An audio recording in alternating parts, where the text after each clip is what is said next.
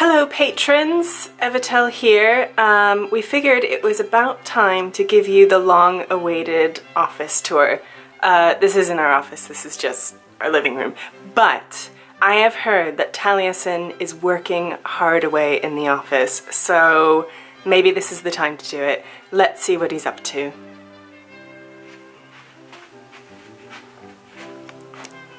Hey Taliesin. Oh, hi. Sorry, I didn't see you there. I was just hard at work here in the office. Are you sure? Because there's nothing on your screen. Hey, that doesn't matter. Welcome to the office. Hi. Yes, it's about time we gave you the proper office tour. Those of you that have been following this channel for a very long time will remember when we first moved into this flat, specifically so that we could have an office. Those of you that have been supporting us for even longer than that, thanks very much. We'll remember we did a similar video to this in the very first flat that we started making videos from, where we basically just did it in our living room. So there have been lots of changes here since you've last seen it, including this new lovely beautiful PC, which we'll be talking about in a little bit. But first of all, let's give you like a proper lowdown of our situation here and what things are like. So you'll obviously recognise the sofa, where the weekly reset magic happens. And our posters. Obviously, you've seen all of these on camera before.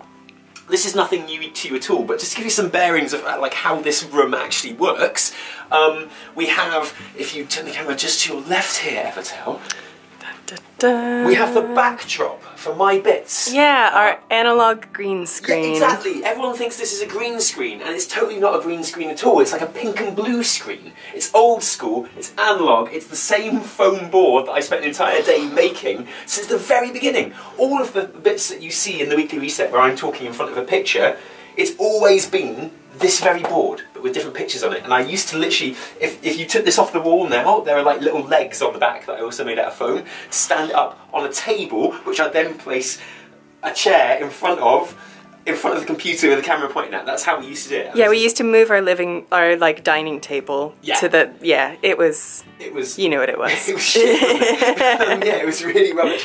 And this is it, and when we get a new like backdrop, we just kind of stick it over like this, pretty. And it works really well. And look, if we sit here like this, I'm just going like, oh hi internet.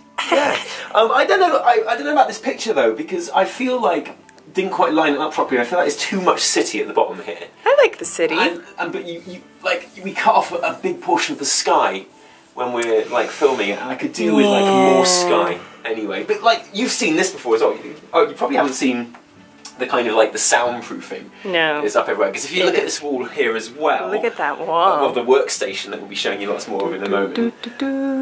Yeah, there's a lot of this soundproofing. You remember when we first moved in here and we started doing the weekly reset? It's really echoey, all those scenes with you and me talking, and this does a lot to kind of dampen that, you know, because we're sitting on the sofa here. Taliesin, who's that behind you?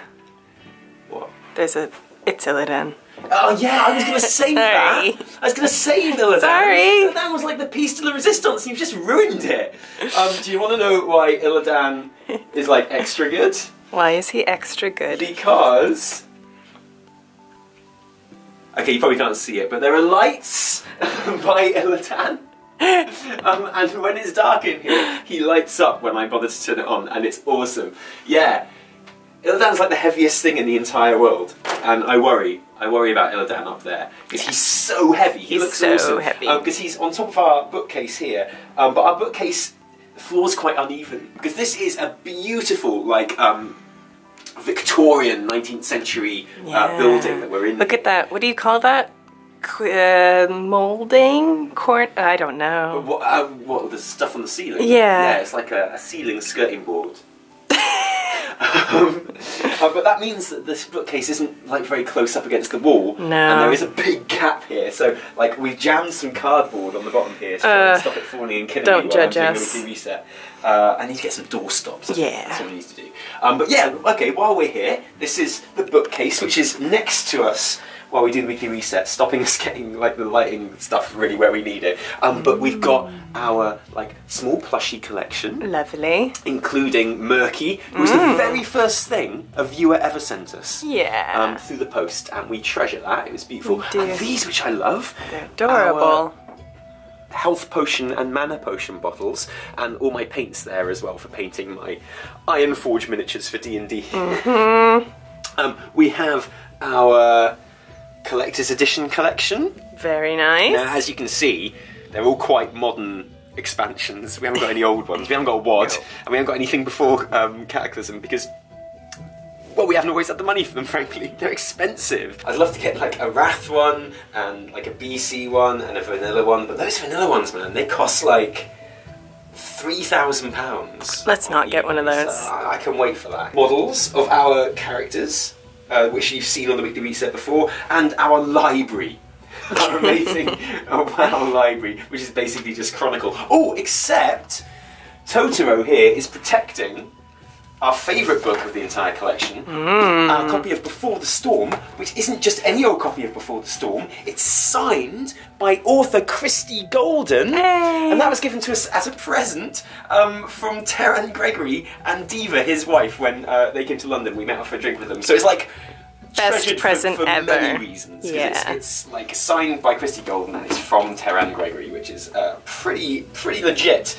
Oh look, Efto, it's the first gift you ever bought me when we started going out. This antique compass, so I can always find my way to me. To you. It's good because you know you live in the same house. It's easy. And that's the bookcase. Very nice. Which leads us to the workstation. Very nice. You've seen this before, but you've never seen it looking quite as good as this, with all the lovely soundproofing and the microphone setup and the PC as well, of course. This is my mouse that I use for anything apart from editing or playing WoW, because it helps my little wrists. My vertical mouse. It's a vertical mouse, bought for me by a friend when I mentioned that I'd hurt my wrist editing, and they were like, bought me a mouse next day. And like you've seen this before when we were in the old flat. I was working on, it wasn't even a desk, it was like a little kind of alcove in the corner of the room, and the bit that I actually worked on was this big, and I couldn't even fit my legs under it, and I had to have the keyboard here and the mouse here, and it was just the worst thing in the world. So when we moved in this office, I was like, I'm going to get the biggest desk in the entire world. It's a big desk. And I got a huge desk. Look at the size of this desk. Great desk. It's brilliant. So obviously speakers and monitors and stuff like that. But the best thing about this entire setup is the sound setup that we got here. I might get into some little specifics here for people if they're interested in this kind of thing. First of all, covering the microphone, because it does get a bit dusty in here. That's the thing. Like I say, it's a Victorian building, which is why we have this air purifier. It's a droid! Yeah, on the floor here. And it is quite noisy, which is why we don't have it on now, but that just sort of helps with the dust and what have you in here, so like it doesn't get too dusty. It's so cute. And most of the time I'm working with headphones on, so I don't mind the noise. But anyway, to protect the microphone from dust when we're not using it, I can't even remember where we got this from now. We got this it came with our little bottles. Oh, did it? Yeah. Okay, cool. And it's like a dust cloth, but it's really nice. It's a really nice dust cloth. Yeah. And it's an Azeroth map, and it's a current Azeroth map. It's got Zandalar and Kultiris on there. Because I wouldn't use an old map to protect my microphone. You'd use that to like wipe your nose. I think we can just keep it in my lapel like that. And if a dainty lady needs to sort of, you know, blow her nose or wipe her makeup, go, oh, allow me, dainty lady. And she'll go, oh, Azeroth. And I go, yes, it's current. So I think we've done a video about the sound setup before, but I'll just show you again. Because what we used to use for all of our recordings, and what we still use for the weekly reset, is the Yeti.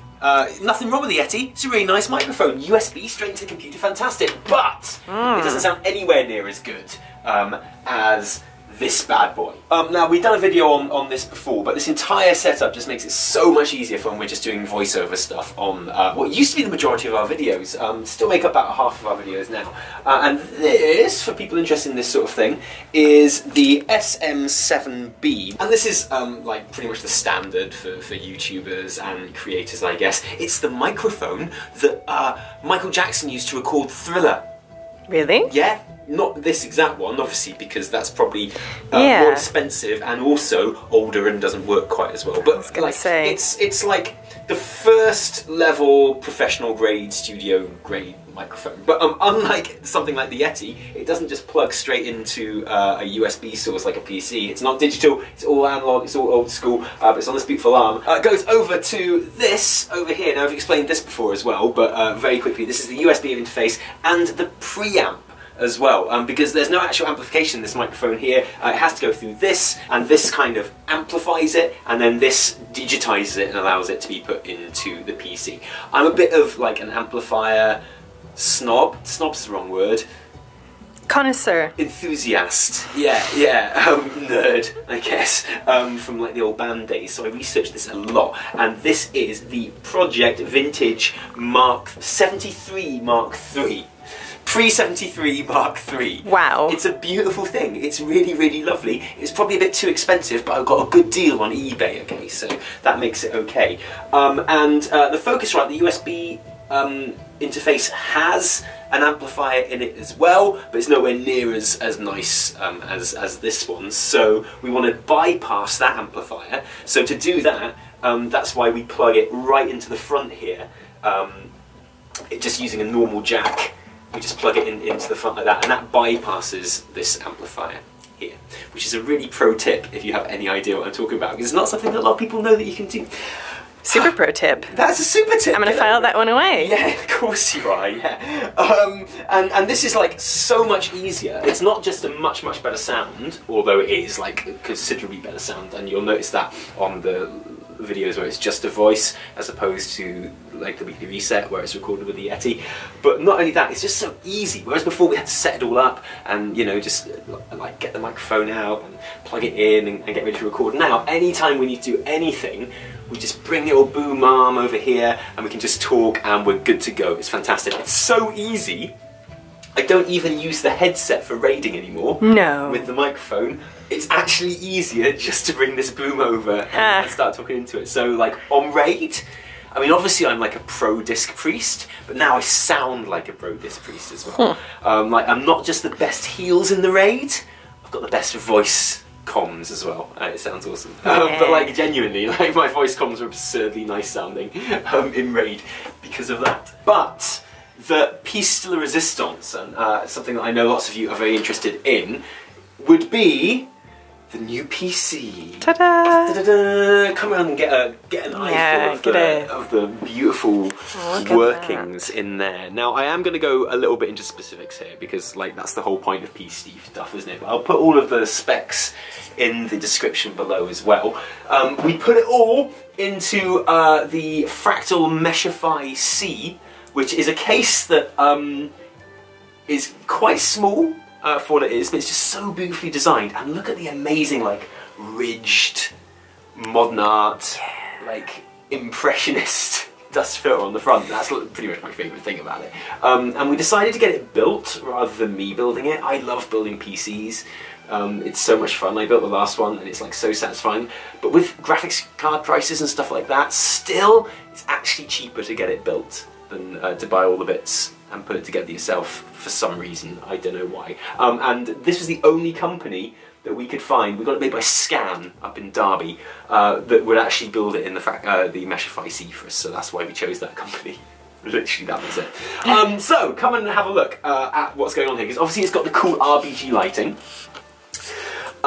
We used a ROG Strix Maximus motherboard. It's got an 8700K i7 in there, which is pretty standard. I know lots of you who know about this sort of thing would imagine that you go for an i9 these days, because it's got loads of cores. It's really good for editing and for workstation stuff, and it is. And if we were just editing videos on this PC, that's exactly what we'd have gone for. But it's not very good for running WoW. The thing is, WoW is like such a kind of an archaic game in many ways. It only actually runs off one core. So like a 10-core processor doesn't actually run it as well as a 6-core processor like this, but where the processor, a 6-core processor like this, but where the cores are like a bit more beefy in of themselves. So this actually runs WoW better. This is like a happy medium for running WoW really well, and also for editing well as well. So we had to make a little decision there. Custom water cooling in here like that, which is just beautiful. Sick, bro. Yeah, pretty much all I ever think about, and this is another reason we didn't go for the i9, is temperature. I think because I'm used to building on really small boxes like this. We always had like just no room for a PC before in the old place. So we always had to have like really small cases and things like that. Like temperature was a massive, massive deal. So I've still got like hangovers from that. So even though the water cooling loop is probably overkill, it still gets pretty hot when you're rendering a big video, so it makes me feel a lot better that that's there to keep it all nice and cool. There's 64 gigabytes of RAM in there, which for gaming, absolute overkill, you don't need that at all. But again, for editing, you need lots of memory, and especially when I'm editing, I tend to have like 10 to 20 to 30 like internet tabs open at the same time, and that takes up a lot of memory, especially when some of those internet tabs are wowhead. Wowhead. Quite heavy on the wowhead. No, like genuinely. I know. I was making a joke. You were making a porn joke, weren't you? Shh. Mate, I don't need that many of porn. I don't have that many subscriptions. And the graphics card is a GTX 1080 Ti, which I know what you're thinking. You're thinking, but Taliesin, literally why didn't you wait like a month and get the RTX 2080 card, because that's absolutely amazing. And yes, you're right, it is, but I just couldn't justify it. It was so expensive. And this is, again, more than we need for running. I mean, that runs WoW at like maximum settings, 144 frames per second most of the time, and like in Borales or something, it's 70 frames per second. Like, it's a beautiful thing. And it was so much cheaper because the GTX cards went down in price, like literally through the floor the day the RTX cards came out. It just didn't make sense for the price difference. They have actually gone up a little bit now as well, but because this is water cooled, I am gonna have to drain it like every 6 months or so. Ew.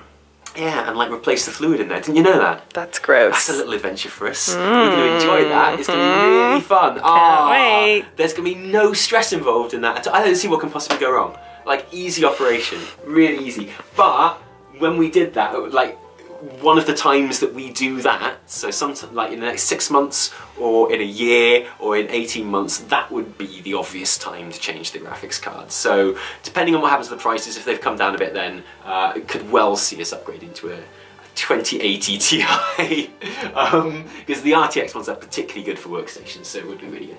But yeah, there's like a 1 terabyte PCI SSD in there, and stuff like that. It's just really nice, and it's like, even though it's not top end, it's really good, and it's so light years ahead of what we were using before that it's just beautiful. It's really nice, and it's made our lives much, much better. Very nice. Yeah, that's the Office Tour 2018. Oh no, wait a minute. Another thing we should show you actually, just before we leave, is obviously when we film the weekly reset, we don't just do it here with like the lights on. We have special lights that we use to light it, and I'm not going to set them up here because that'd be a lot of effort, but we do keep them down here. We've got 2 of these GVM LED lights, because those of you that have seen videos of us recording in the old place and here at the very beginning as well, we just had big old school bulbs. Like umbrellas. Like, yeah, like photography style with umbrellas like this. And apart from anything, they weren't all that bright, and they took up a lot of space because the umbrellas, and we are working. This office is like, you know, custom sort of set up for filming and things like that, but there's actually less space here than there was in the living room in the old place, obviously, because that was a huge living room, and we took over our entire lives to do it. And also, it got really, really hot as well with those 2 bulbs. Particularly in the summer, it was hellish. So these are a little bit more expensive, as you'd imagine, but they're just so much better because you can alter the brightness and the warmth. They give off just as much, if not more, light, and you can put like a thing over them that makes them like spread more as well. And look how beautiful and flat they are. They're so pretty and flat. When these are on stands here, they take up a fraction of the amount of space. Yeah. And they're just great. And also because they're LED, the actual bulbs last a lot longer as well. So there's always that anxiety when you're using normal bulbs, that they're just going to blow and you'll have to replace them, and if that happens in the middle of filming, it's like really annoying and stuff like that.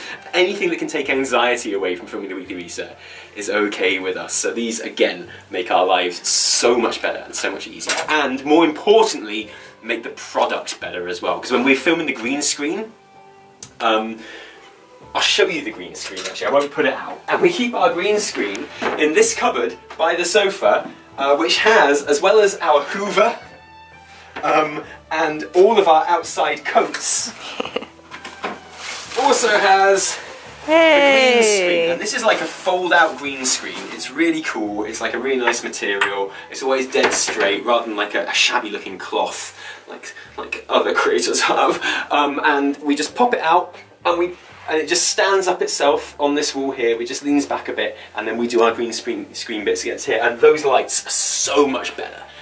For sort of aiming on the green and making it so there aren't so many shadows and stuff like that.